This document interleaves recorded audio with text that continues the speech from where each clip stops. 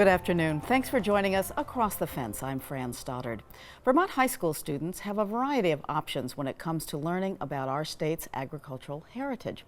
And students who are looking for hands-on agricultural experience can turn to the UVM Extension 4-H program. But there's only one place where students can get a comprehensive agriculture and animal science education involving dozens of animals and a county-wide business. Rebecca Gallen takes us to Swanton for a truly unique learning experience at the Missisquoi Valley Union High School. Feed them, and then after they have finished their grain, we'll turn them out. Then you can clean the stalls.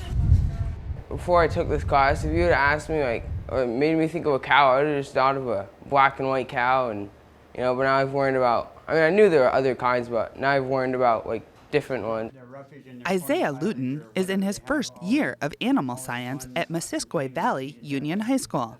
While some schools in Vermont offer agricultural training as part of a vocational program, here at MVU, it's a regular class. But this class is anything but a regular classroom experience. Oh, their responsibility is to keep track of their animal growth, to keep track, they do temperature checks.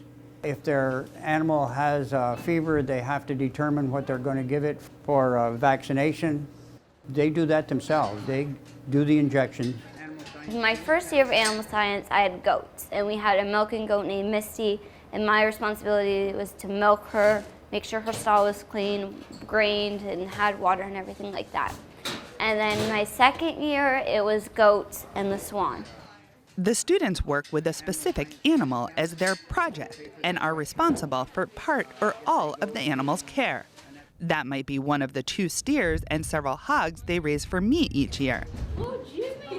For those interested in other animals, their teacher, Jim Messier, does his best to find them in the community. Yeah, maybe it's because I've been around for a while, but I kind of know a whole bunch of people.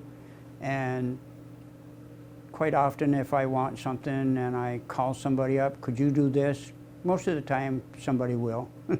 Find this picture. Oh, yeah. Messier doesn't just know a bunch of people. In this small community, he's taught most of them. Tell me a little bit about your teacher. He's been doing this for a while. Yeah, Mr. Macy's been here a long time. He was actually my boss at the farm. Mr. Macy was his mechanics teacher when he was in high school. Starting in Highgate and then moving to MVU when it opened in 1970, Messier has been teaching for over 50 years. Things have changed a bit since he started. The students that we receive have changed a bit. When I first started, they were almost all farm kids, and now the majority of the students are non-farm kids. Messier has been at it for so long, they even named the building after him. I can't help but notice that we are in the James Messier Agricultural Building. Yeah, that's kind of a joke. I told Paul Gregoire, the director of buildings and grounds, I don't know if that's some kind of an omen or not, but that usually happens after somebody dies. With the humble attitude of a farmer and a natural gift for teaching, Messier's influence on his students is clear. He doesn't even have to be teaching you. He can just be doing something and he just naturally explains everything he's doing, you know what I mean? He is remarkable. He has worked in every area of our agriculture program, whether it be in the mechanics program, whether it be in natural resources or logging, and now, of course, in animal science. Messier taught mechanics in the school's agricultural program for 45 years, occasionally teaching a veterinary medicine or animal nutrition class. Several years ago, he switched gears and took over the animal science class.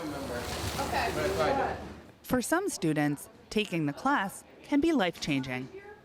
I was quite a troublemaker before I landed in the program, so it was just real hard for me to focus, and I actually had a one-on-one, and so I would come out here during my class. Before I was even in the program, I would come out, sit on a bag of shavings, and put my work on another bag of shavings, and sit here with my one-on-one and do my work or read to the cows or something like that. Journey Luton started taking the class when she was in 10th grade and was paired with a dairy cow as her first project. How much? $6.17. I just fell in love with her, so last January, I got a job at a dairy farm in East Franklin, and I've been there ever since, and that's where my Gemma comes from, my Holstein. She enjoys working with dairy cows so much that she's planning to attend Vermont Tech next year for a program in herd management. I'll be there for 2 years for their dairy program, and then my current bosses want me to return full-time and be their herd manager and part-time cow breeder. Along with the experience of working with the animals, the students also run a business in the class, using their school mascot, the Thunderbird, as a brand name. They sell their eggs, beef, and pork to the community. All of our pork and beef that are sold has the Thunderbird designation on it. We have our animals slaughtered at the slaughterhouse in Ferrisburg because it's USDA inspected. Luton is in charge of the meat sales, and classmate Trinity Chivier heads the egg sales.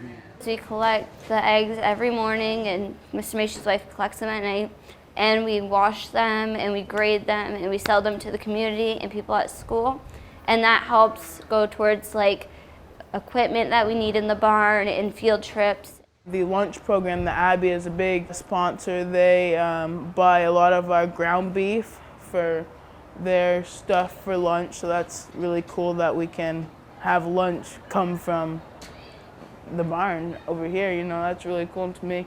Food service director Tina Bushy buys as much as she can from the class. We do. We use local as much as possible. That's our #1 goal. So we do get the local beef from the ag department here at MVU. We make homemade meatballs that we serve daily on the deli bar. And we do goulash, we do taco meat for nacho meals every day. The money from meat and egg sales also pays for sweatshirts for the class, as well as their membership dues for Future Farmers of America. Each student becomes a member. For Messier, whether the students go on to a career in agriculture or not, he knows they leave his class with a full appreciation of what farmers do. What keeps you coming back? Well, I enjoy working with the students. I haven't run out of ideas. Those ideas include a recently installed web camera that allows people from all over the world to tune in to the barn. Messier also hopes to expand the program to include fiber sheep to offer a new option for students. It's a vocational program, but it's an avocational program. It's a high school class that's trained generations of Vermont farmers. I definitely like to run a farm. That's my dream. I just want to be at the farm all day long, like sun up to sundown with 1 day off. That's my dream. In Swanton, I'm Rebecca Gollin with Across the Fence. Our thanks to the MVU students and teacher Jim Messier. Our next segment focuses on the Vermont state animal, the Morgan horse. Let's head to the UVM Morgan Horse Farm in Weybridge to learn about this month's fall days and other activities taking place at the farm. My name is Margot Smithson. I'm operations coordinator here, and I've been here full-time for about 4 years. I oversee sort of the tourism, community and outreach, business management, and it's my job to get people excited to come here and have a good time when they are here. So to that end, broadly speaking, what are some of the events, activities, the tours that take place at the Morgan Horse Farm? Yeah, so we have a wonderful about 15-20 minute guided tour through our main barn, and it goes through the history of the Morgan, the history of this facility, why both of those are important, and sort of what we do and where we'd like to go. And people don't have to make a reservation. They can just come and enjoy that with their families, rain or shine, on the hour every day. In June, we typically have a fun event, Foal Days, where we bring mares and foals into this outdoor arena here, and the public can come interact with them. We have an informational booth set up so they can learn about the Morgan's first year. And then in July, we're hoping to do a 4-H day for the first time and do a cool event with some local 4-Hers. And August is Vermont Day. That's our big open house, again, centered, weather permitting. Outside here, we do demonstrations of our horses and their versatility, and it's a really fun day and a great day for families to come. What is it that the public experiences during those foal days in June? Sure. So they get up close and personal and see the mares and foals out here. Oftentimes the babies are pretty inquisitive and will come right up. We have a little table with information, and people can, we'll show the mother and the father and the markings, and they try to pick out which foal is which out in the pasture. So it's a good way to learn some horse terminology and how we sort of talk, if you will, about our horses, and great for them to get up and close with the foals.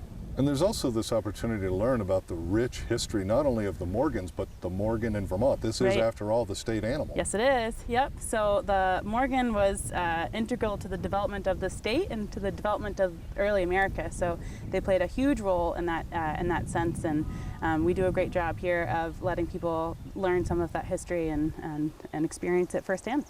Margot, is there an admission charge for the foal days or the tours and other events that you offer here at the farm? Yes, there is a $5 per adults, 4 for teens, 2 for kids, and under 5 are free. And there are several events during the year which we offer free admission. And that's admission to the grounds. The tour is optional. You love interacting with the public. I can tell it's part of your DNA. What's the best part of your job? Oh gosh, the fact that I get to come here every day, honestly. It's a really special place. It's very special to my heart, and I consider myself very grateful that I get to be here in any capacity. And for folks who want more information, what are the ways they can find out about the schedule? So we have a Facebook page, which we're pretty active on, UVM Morgan Horse Farm, and we also have a great website which people can go to. You can always call, send us an email, however, send a pigeon, we'll get it. Thank you very much for spending some time with us. Thanks for coming. As Margot mentioned, the foal days are held each Saturday from 9 to 4, rain or shine. And that's our program for today. Once again, thank you for joining us across the fence. I'm Fran Stoddard.